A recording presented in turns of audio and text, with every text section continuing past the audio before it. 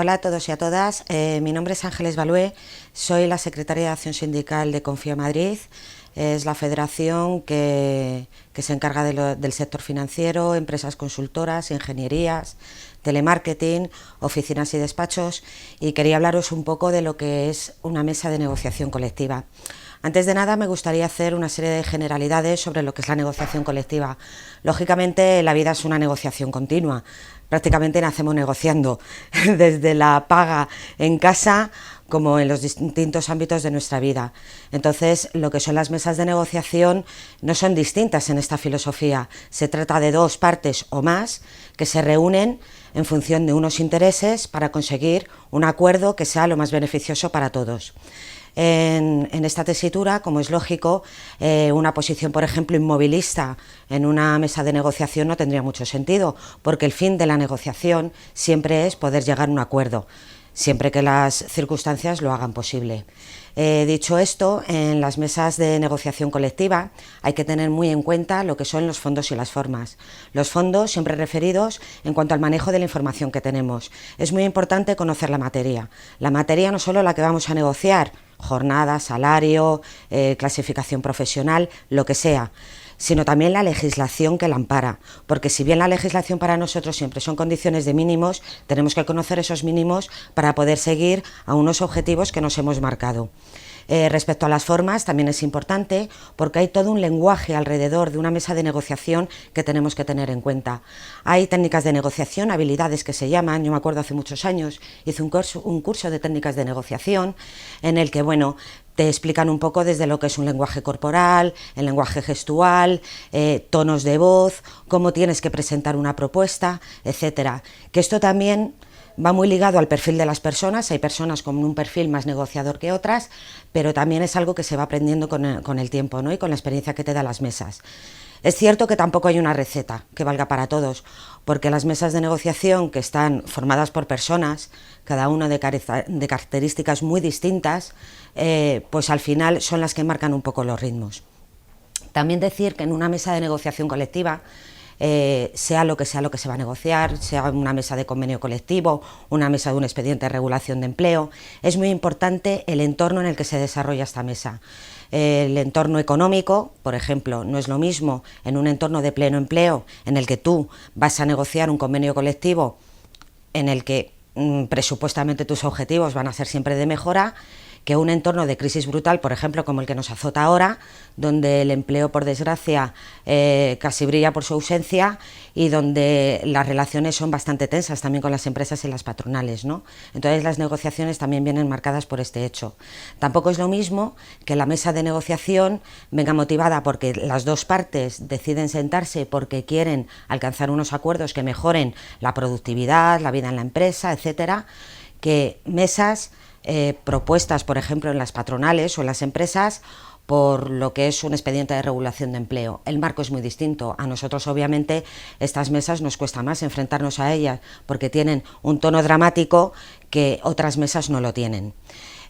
Por último, en estas generalidades, antes de entrar a detalle en lo que es el desarrollo de una negociación, me gustaría hacer una visión de género. Hace muchos años podréis entender que debido a que los máximos órganos de dirección en las empresas estaban copados por hombre, en el sindicato incluso podría ocurrir, aunque no tanto, pues eran empresas bastante masculinizadas. Esto que hacía que, por ejemplo, en entornos, en actividades donde el empleo era básicamente femenino, cuesta creer que ciertos aspectos de la negociación colectiva y de las relaciones laborales a nosotras se nos tuviera en cuenta en ese sentido, y no lo digo por mis compañeros sindicalistas, lo digo por la parte de la empresa y de las patronales. Por eso es importante el empoderamiento de las mujeres y que las mujeres empiecen a ocupar puestos tanto en dirección como en puestos relevantes sindicales, porque hay que igualar, hay que equilibrar, porque la igualdad de género no es solo una cuestión de educación, es una cuestión del día a día. Y en las mesas de negociación que al final regulan nuestras condiciones laborales no son distintas que esto. Dicho todo esto, ya os voy a contar lo que puede ser el desarrollo de una mesa de negociación. Por ejemplo, en una mesa de negociación de convenio. En un principio hay que establecer los distintos porcentajes de representatividad que tienen las partes, tanto las patronales como los sindicatos.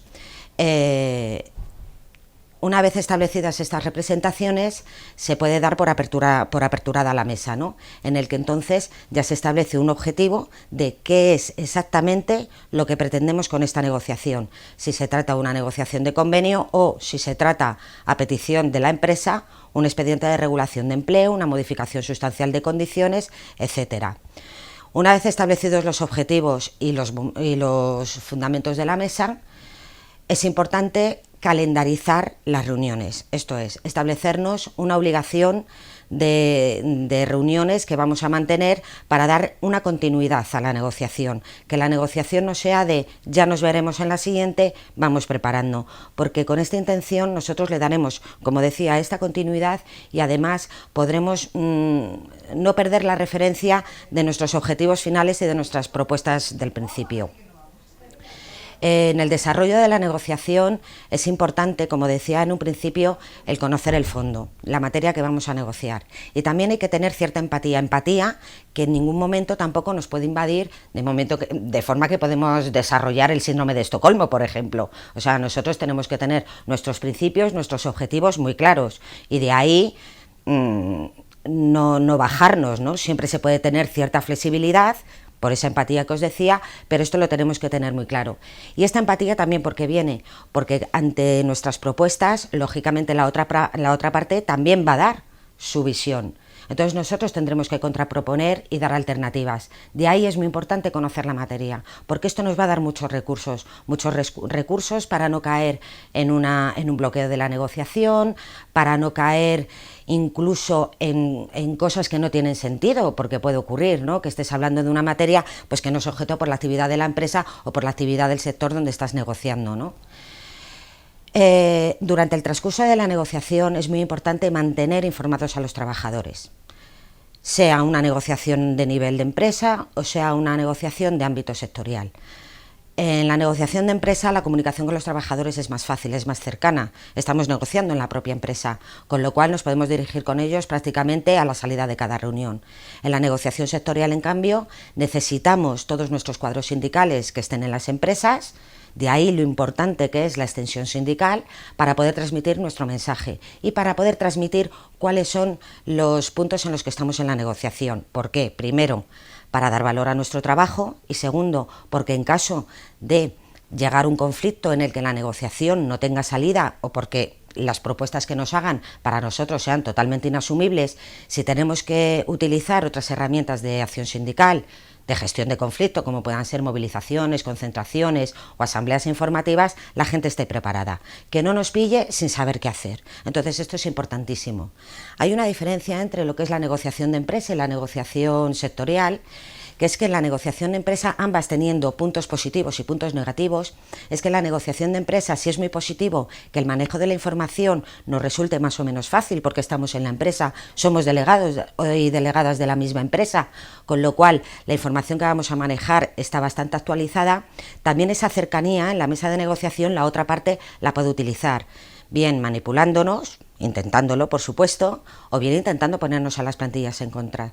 Entonces, por eso es muy importante estar muy cerca de las plantillas. No se puede hacer nada en contra o a la espalda de los trabajadores y trabajadoras. Tienen que estar al tanto en todo momento de lo que hacemos.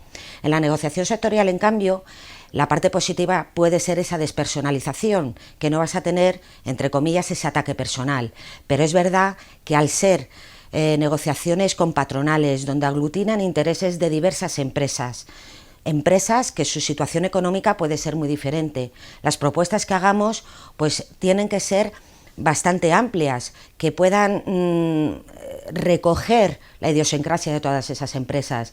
Claro, en la negociación aquí es más complejo, porque toda la información que manejas a lo mejor no la tienes con la disponibilidad que te gustaría y además esa complejidad se multiplica por ese gran número de empresas que existen.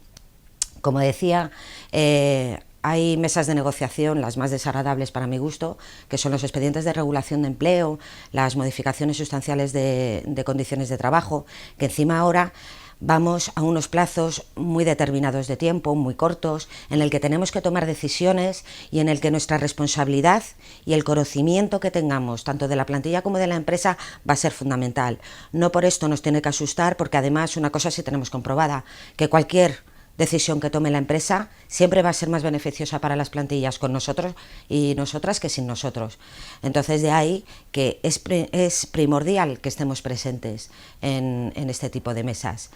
Respecto a las negociaciones de convenio, también decir que ha cambiado mucho el marco, como os decía en un principio. En las situaciones de pleno empleo, pues perfectamente nuestras plataformas eran bastante ambiciosas. Ahora la verdad que estas plataformas, siempre siguiendo los criterios del segundo acuerdo de negociación colectiva que hemos firmado patronal y sindicatos, tienen que tener en cuenta mucho más el entorno económico quizá que antes. Además, tenemos una presión añadida, como es el tema de la ultraactividad, que solo tenemos un año para negociar, a no ser que con las partes acordemos otra cosa. Por eso es importante que cuando formamos esa mesa de negociación que os decía en un principio y nos establecemos los objetivos finales, también establezcamos que hasta que no se llegue a un acuerdo y con voluntad de las partes, no vamos a levantar la mesa. Los bloqueos y las rupturas no nos llevan a nada. Eso sí, que tampoco nos asuste, que si las propuestas son inasumibles y tenemos que tomar decisiones, siempre la movilización, paros, concentraciones o incluso las huelgas serán herramientas que están a nuestra disposición y que con responsabilidad, como hemos demostrado siempre en los sindicatos de clase, siempre vamos a saber utilizar. Gracias.